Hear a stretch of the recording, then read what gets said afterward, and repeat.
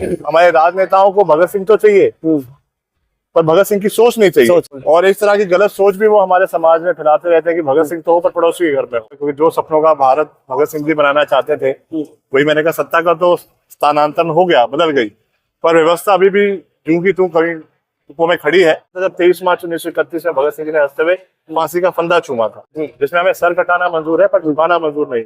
भगत सिंह परिवार का तो रिश्ता, मैं खुद यादवंदर ये कहूंगा कि भगत सिंह जी सिर्फ यादवंदर के नहीं है, मैं ही उनका वारिस नहीं हूँ, पूरा हिंदुस्तान उनका वारिस और वंशी मानता हूँ अपने आप को। भगवान ने मुझे उस रक्त का हिस्सा बनाया जिसकी एक नहीं 5-5 पीढ़ियों ने इस देश के लिए बलिदान किया। भयभीत होकर उनको कोलू के बैल की तरह सजा दी गई, यातनाएं दी गई, जिनसे उनका देहांत हुआ। पगड़ी संभाल एक नारा दिया भगत सिंह। तो मैं झुंझुनू वासियों को हाथ जोड़ के नमस्कार करूंगा भगत सिंह परिवार की तरफ से।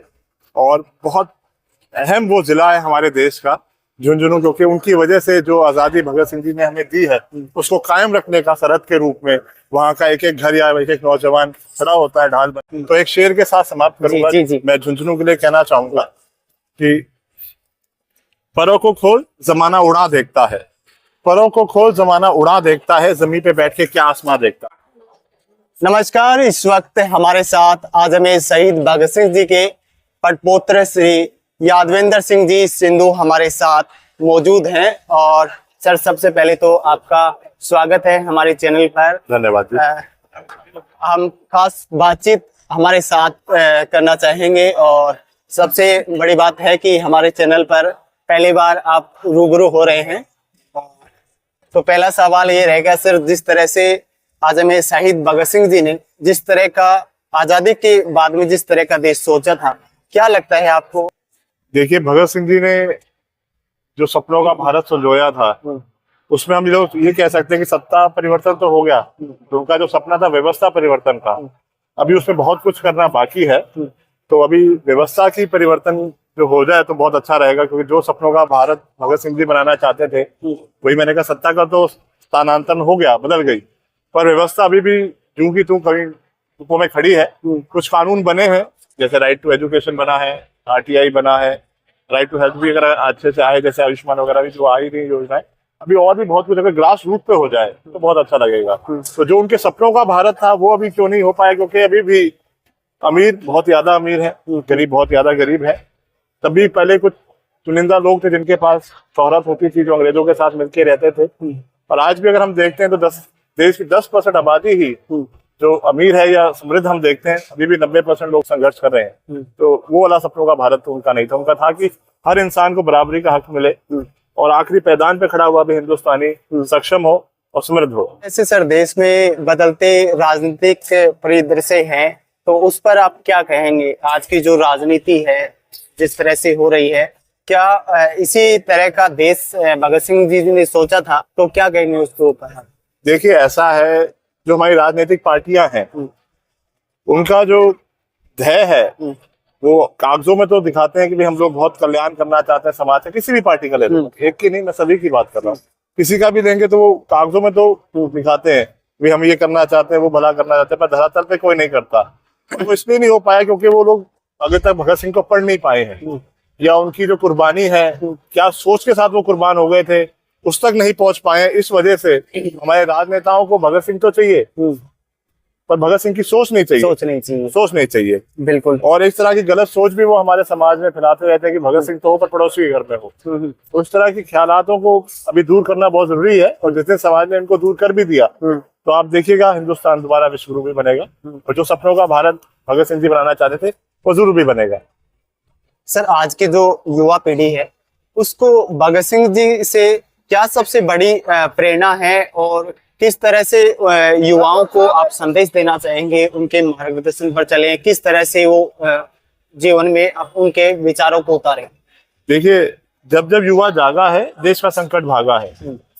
हमारे देश के युवा तब जागे थे, भगत सिंह, चंद्रशेखर आजाद, राम प्रसाद बिस्मिल। अगर हम सब क्रांतिकारी शहीदों की आप उम्र देखेंगे, 23-24 साल से किसी की यादा नहीं होगी, तो तब वो लोग जागे और उन्होंने माँ भारती की जो गुलामी की बेड़ियां थी उसको तोड़ दिया।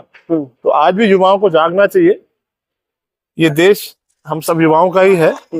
आज ये नहीं है कि भाई युवा ये सोचे कि भाई अगर आर्मी में जाऊंगा या फौज में जाऊंगा तो ही मैं देशभक्ति कर सकता हूँ। वो तो बहुत ही कोई सौभाग्यशाली व्यक्ति है जिसको सरहद पे जाके खड़ा होने का मौका मिलता है और माँ भारती की रक्षा करने का मौका मिलता है। हम लोग यहाँ पे भी एक अच्छे नागरिक बन के भी ये कर्तव्य निभा सकते हैं। युवा दहेज देना छोड़ सकते हैं, ये भी एक अच्छा प्रयास हो सकता है। नशों से दूर हो जाए। देखिए, जैसे मैंने कहा, किसी की 23-24 साल से ज्यादा उम्र नहीं थी। इन सब की कुर्बानियां हमारे पे एक उपकार है, उन्होंने अपने प्राण निछावर कर दिए। तो युवा अगर नशों से भी दूर हो जाए तो भी एक अच्छा कदम होगा भगत सिंह जी करीब जाने का। दहेज प्रथा को छोड़ सकते हैं, अपना क्या कहते हैं करना, भ्रूण हत्या के ऊपर आवाज उठा सकते हैं, किसी गरीब को पढ़ा सकते हैं जी। तो युवाओं को इस तरह की चीजें अगर वो कर लेते हैं तो भी भगत सिंह के करीब वो आ जाएंगे। या कह सकते हैं कि आजाद हिंदुस्तान में भगत सिंह होता तो क्या करता, तो अपने आप में एक मिसाल होता। और ज्यादा दूर नहीं, आज हम लोहारू में मौजूद है। यहाँ लोहारू में ही जगदीश जेरवाल जी हैं, उनकी सारी टीम है। यहाँ भगत सिंह जी का चौक है, क्योंकि जिस भारतीय परंपरा से हम आते हैं, इसमें जो मूर्ति होती है वो सिर्फ एक पत्थर की मूर्ति नहीं होती, एक विचारों की स्थापना होती है जी, जिसको यहाँ स्थापित किया गया है। तो देख के बहुत अच्छा लगता है। जो उनके साथ सारे जुड़े हुए हैं साथी, वो अपने टीम के साथ में हर जगह पहुंचते हैं, देश सेवा करते हैं, युवाओं को अच्छे रास्ते पे लेके जा रहे हैं। तो ये भी मैं कहूंगा एक देशभक्ति और ये सीखने की बात है, प्रेरणा की बात है। और भगत सिंह परिवार का तो रिश्ता, मैं खुद यादवंदर ये कहूंगा कि भगत सिंह जी सिर्फ यादवंदर के नहीं है, मैं ही उनका वारिस नहीं हूँ, पूरा हिंदुस्तान उनका वारिस और वंशज है। और भगत सिंह का तो रिश्ता हिंदुस्तान के एक एक घर के साथ तो उसी दिन जुड़ गया था जब 23 मार्च 1931 में भगत सिंह जी ने हंसते हुए फांसी का फंदा चूमा था। क्योंकि जो मेरी परंपरा है वही भारत की परंपरा है जिसको भगत सिंह परिवार जीता है, जिसमें हमें सर कटाना मंजूर है पर झुकाना मंजूर नहीं है। तो उसी परंपरा का निर्वाह करते हुए और जो लोहारों की आज यहाँ पावन भूमि में हम आए हैं, ये रिश्ता और ज्यादा गहरा हो गया जब 2004 पे यहाँ भगत सिंह जी की प्रतिमा स्थापित की गई। तो विचारों के साथ यहाँ के लोग तो पहले भी जुड़े थे जैसे मैंने कहा, और व्यक्तिगत रूप से 2004 से ये रिश्ता बना है। और वो संस्था जिसने ये किया था, जैसे मैंने कहा जगदीश जी और उनकी सारी टीम, वो आज भी इस संकल्प को लेकर चल रही है और प्रयास कर रही है घर घर में भगत सिंह बने। जी, देखा जाए तो सर, आप शहीद भगत सिंह जी के परिवार से हैं, आप उनके पड़पोते हैं, अपने आप में कितनी बड़ी जिम्मेदारी समझते हैं और किस तरह से इसको आप निभा रहे हैं? मैं तो बहुत सौभाग्यशाली मानता हूँ अपने आप को। भगवान ने मुझे उस रक्त का हिस्सा बनाया जिसकी एक नहीं 5-5 पीढ़ियों ने इस देश के लिए बलिदान किया। अगर हम बात करें भगत सिंह जी के परदादा सरदार फतेह सिंह, जो महाराजा रणजीत सिंह जी की फौज में जर्नैल हुआ करते थे, जब अफगानिस्तान से लुटेरे हिंदुस्तान में आया करते थे, लूटपाट मचाते थे, तब उन्होंने उस संघर्ष की उनकी सेना में रहकर और अफगानिस्तान को जीतने में भी अहम भूमिका निभाई।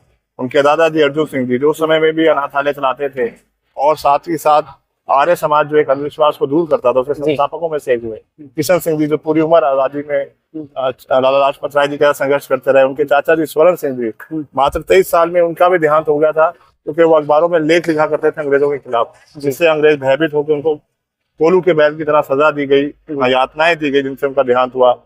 पगड़ी संभाल एक नारा दिया भगत सिंह जी, चाचा जी अजीत सिंह जी ने, पगड़ी हर भारतीय का सम्मान होता है। तो उस समय में अंग्रेजों ने कर लगा दिया था, तो ये पगड़ी झुकने के लिए मजबूर हो गई थी, तब उन्होंने एक आह्वान किया था।